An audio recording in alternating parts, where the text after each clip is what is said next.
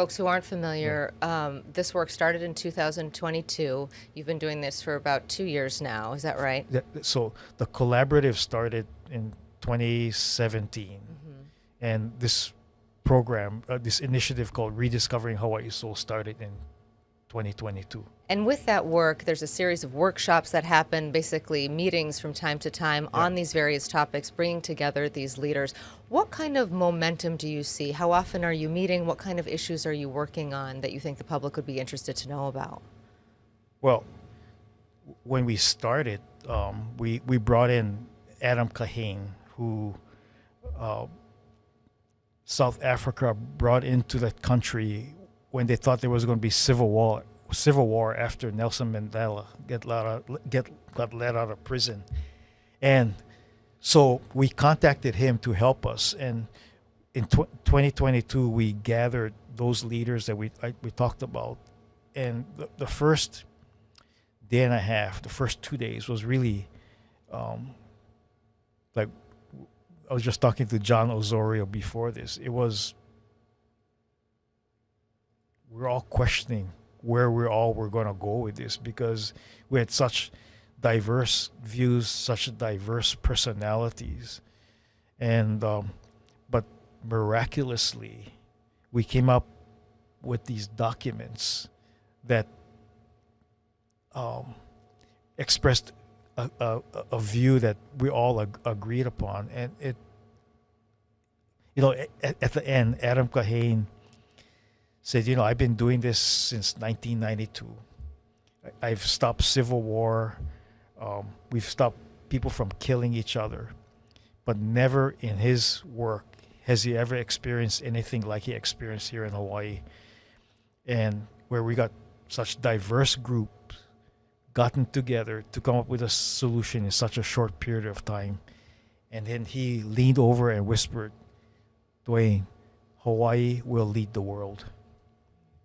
I think one of the things that sitting in some of the things, and one of the things that I think people would be most impressed by is as you said, the diversity of the group of people. You have Native Hawaiian leaders who have a history of being very outspoken about very strong causes that impact the Native Hawaiian communities, and people from Bishop Street. Yeah. And you would not think that these two would be having a conversation or finding some sort of commonality because they come from such different viewpoints, from the finance side and political side to the Native Hawaiian side. And yet they were able to find common ground on issues and sometimes not, but be able to have that dialogue. What kind of example do you think that sets forth for just the general community as we see more and more issues that are beginning to divide this community? Ryan, it starts with trust. And that's what we learned about this process, that you can have, and we did have diverse views, and there were some, what could, and we talked about the most difficult issues, but the differences were handled with dignity. And in this environment of trust, some you can we began to see commonalities to the point where those commonalities end up in finding solutions for both sides. It's taking ourselves out of our own personal wants and needs, concepts based on experiences, and looking at something that's good for everybody. Yeah, and through those meetings, I know that you're continuing to hold them and continuing to meet with this Yeah. diverse group of leaders. What kind of shifts have you felt in yourself in doing this work? Um, you know, Pua. Now everybody calls her Auntie Pua. So Auntie Pua Kanahele focused on this concept of reciprocity, and I thought I knew what that was, and after going through this process and spending a lot of time with this group, I realized that this sense of reciprocity, this sense of love for our aina, and how everything is in synchronicity, that I would think about this sometimes, but I find that people like Antipua lives it 24/7, and I found that I have a lot to learn from that. Um, the other thing that I learned was this concept of ko Hawaii that Governor Waihe um, explained to me. So, in this process, I became a little bit more bold, maybe in addressing the issue. And I remember is this gathering. Actually, it was in CNHA conference in Las Vegas. So there were 2,000 people in the audience. I said, well, same thing. I didn't want to travel 3,000 miles here just to sit and be nice. And so I said, okay, I love Hawaii and I would die for Hawaii. So how come I can't call myself Hawaiian? So I could hear the whole audience go, oh. And Governor Waihe was sitting next to me and he said, Dwayne, you want to call yourself Hawaiian? Call yourself Hawaiian. There's not even such a word in the Hawaiian language. But he said, no, if you call yourself Kanaka, now you're pushing it. So he said, you call yourself Ko Hawaii. I am from Hawaii. And I think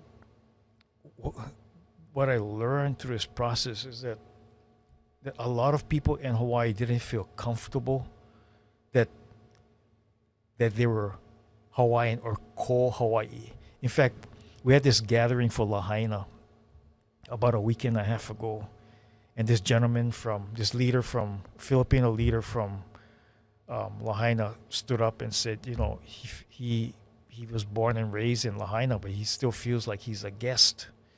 And I think this whole Rediscovering Hawaii process is important, not only for Native Hawaiians, but it's for everybody. And people like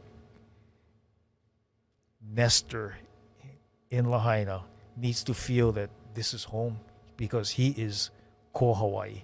So these are some of the things that I've learned, including being a little bit more bold about this subject.